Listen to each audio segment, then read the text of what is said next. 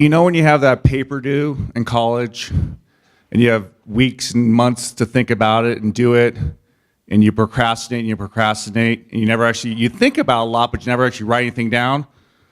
Well, I wrote down my speech on the Marriott card about 2 hours ago. I want to start off by thanking the RMAC. My time at Metro State, my time in the RMAC was special. It's just it was a special time for me and my family, my friends, and we'll get to those in a second. I will not talk long, I promise. I want to congratulate the other Hall of Fame inductees that listen to stories. They're just awesome. The passion, it's really inspiring to hear, and I'm looking forward to hearing the rest of them tonight. I want to send a special thank you to J.B. Belzer, the women's soccer coach at Regis University, for nominating me for this. Even though we battled for 6 years in every match, and there was years where our toughest, in 2004 when we won the national championship, our toughest 4 games of the season were all 1-goal wins over JB, and so I really want to thank him.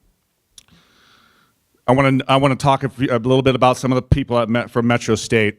Some of you know Elaine Becks, who from day one had the hug, and then here, 2002, 16 years ago, same hug for my boys, and all she does, so thank you, Elaine.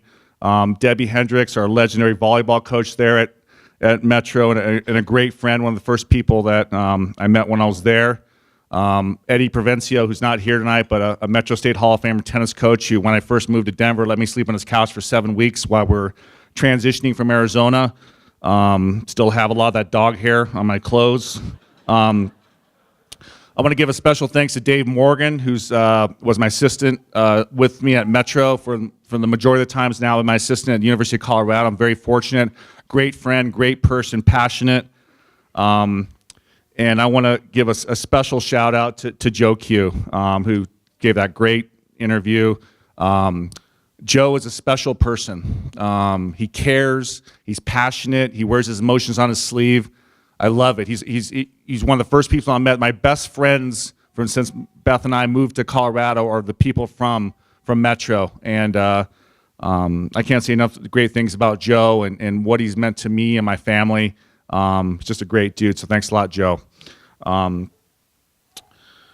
don't think it's an understatement to say that I would not be here.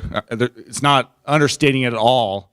I wouldn't be here if it wasn't for Joe McDermott. A lot of you know Joe McDermott, the former athletic director at Metro State, who took a chance on some junior college coach from Arizona who never had coached in an NCAA, had some success, had been to Colorado once in his life when he was a young kid, but didn't know anything about it, and grew up in Southern California, grew up in Arizona. And she gave me an opportunity, her and Joe Arcese at Metro, to come in. And for those of you that are coaches in here, you're only as good as the people around you. If they hire you and they stick you on an island, you have no chance.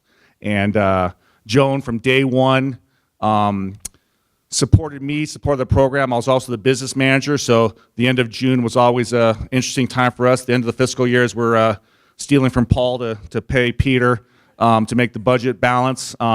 But it was a special time, and Joan, from day one, supported me and gave me opportunities and had my back, and she was all about winning. How do we find a way to win? How do we support our coaches? We want to support our student athletes, but how do we support our coaches? And our success and the success of Metro State during that stretch, I don't think it's understated that the majority of it is Joe McDermott. Not to mention when I was up for the position at the University of Colorado, it was one phone call from Joe McDermott to Seal Berry, who a lot of you know, the Hall of Fame basketball coach from CU, was on the search committee, and I got the job at CU. So Beth and I and our family owe a lot of our success and a lot of where we are in life because of Joe. So I really appreciate it, Joe McDermott. Little clap, that's good. Also, our coaches in here, it's all about the players. I didn't do anything. I didn't run. I didn't sweat. I didn't any of that. I made them do that. They noted some of the players on there, 14 All-Americans while we're at CU, 2 National Players of the Year. I could talk about these players all day and how successful they've become since they moved on from Metro. So I'm not going to mention them all because they're not here, but I want to mention a couple that are here. First, Mandy Allen, our goalkeeper from our 2004 National Championship team, still holds the Division II record for shutouts in a season. whenever I say something nice about a player, I always follow it up with this. Mandy never actually passed a fitness test in her time at Metro State, but she just finished the Boulder Ironman like 2 weeks ago, so she learned something. The other one is our captain of our 2004 national championship team, Adrian Alvarez, now Adrian Peets, captain of that team, and then was my assistant coach when we won in 2006, and then became the coach at Metro State for 9 or 10 years, took them to the Final Four, had a great success and a great run, is now focusing on her family and is back to Bakersfield, but hopefully she'll get back into coaching. But Adrian's a special person, a special friend, a special part of our family, and a huge part of our success while at Metro. So, Adrian, thank you.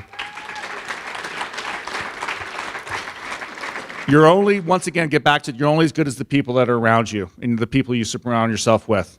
I want to give a special thanks to Beth's parents and my father-in-law and mother-in-law, Gary and Ann Strom. They followed us. They were living in Sedona, Arizona. Who's been there? It's pretty, right? So when I left Metro State to go to the University of Wyoming, they moved to Laramie to be close to us. And I apologize for anyone here that lived in Laramie, but it's not a vacation destination at times. But they moved there to support us, to be with their grandkids. And then when we came down and University of Colorado called for me to come down, I think Grandma had her bags packed before I even had a chance, was even offered the position.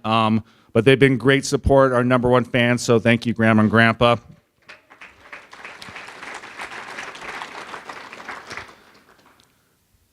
Those of you that know my parents, Nana, Papa, Jesse, and Kathy, just celebrated their 50th anniversary, and all what you'll see when you talk to them, they'll talk about how proud they are of their son, how proud they are of their daughters. My sisters are very successful. They'll talk a lot about that. But nobody ever says how proud we are of them.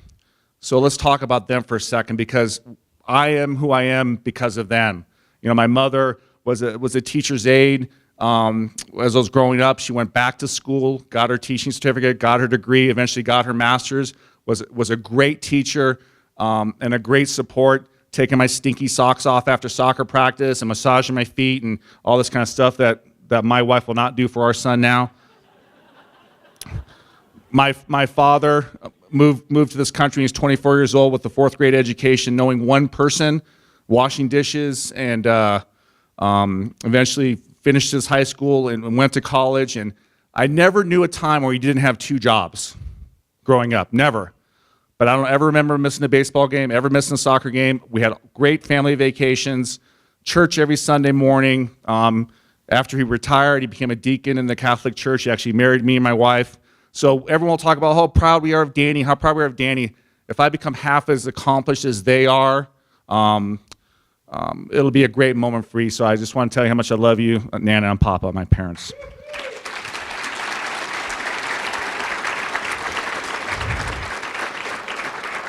When I was at their 50th anniversary a few weeks ago, I said at the end of the day, for those of you that are parents in here, the only thing that matters is what happens to your kids. How are you raising your kids? So winning games and winning championships and winning national championships, that was great. I remember sitting our first one with Dave Morgan in 2004. We scored 38 seconds to go to beat Adelphi to win the national championship. And I'm sitting there on the bench, and everybody's crying. Our team's crying because we won. They're crying because they lost. My wife's jumping and hugging everybody. And I remember thinking, it had almost like this empty feeling in my stomach, like this should be the greatest moment of my life. But it wasn't, because I knew that on Monday I'd go back to work, and it was a great moment. I was happy for everyone, but it wasn't the greatest moment. The great moments are those other special moments for your family. And I hope that my sons, Cole and Drew over there, I hope that they can become the men that me and Beth are really pushing them to be. They're great kids. They're good people. They get it. And they have every opportunity in the world, even opportunities that me and Beth didn't have growing up. So I'm really proud of them, and I hope that someday they'll have an opportunity to acknowledge and say that they're proud of me as well. So Cole and Drew. So this is where it becomes interesting, because I talk a lot in front of people and at banquets and so forth, and I always talk about my beautiful wife, and we went to high school together, and We just celebrated our 20th anniversary. It took me 10 years to propose, so we've been together for a while. Once again, for the coaches in here that know, if you do not have the support at home, you will not be successful. I'm on the road a lot. I'm cranky a lot. I don't sleep a lot. I snore a lot.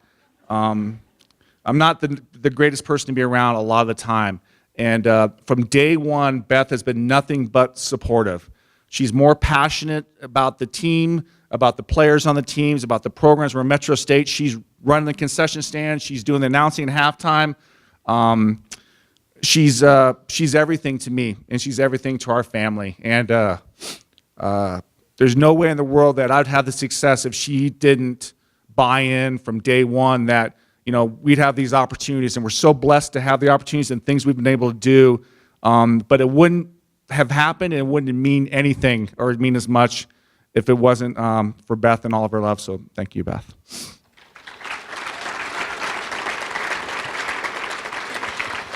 I'm gonna wrap it up by saying hope everyone has a great night tonight. And to everyone out there and to the inductees, congratulations again, and have a great evening. Thank you.